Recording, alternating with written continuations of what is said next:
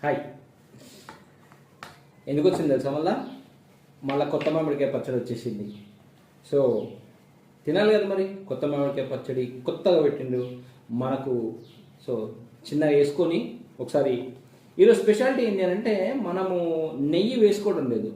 ఇదిగోండి, వితౌట్ నెయ్యి మనము తింటున్నాం. సో చాలామంది అంటారు, సార్ నెయ్యి వేసుకొని తినడం పెద్ద ఇదేం కాదు, సో నెయ్యి లేకుండా తినాలి అని చెప్పేసి అన్నారు.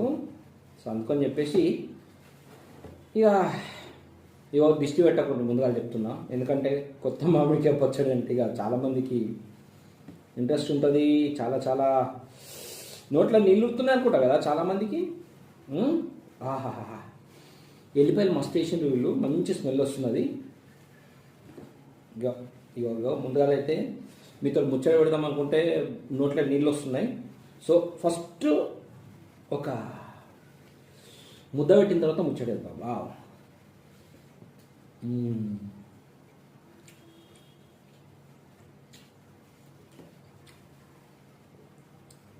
సూపర్.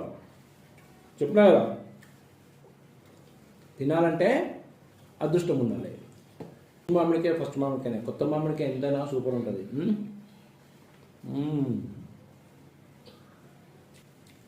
బయట ఫుల్ ఎండ కొడుతున్నది, కారం జబ్బరస్తున్నది.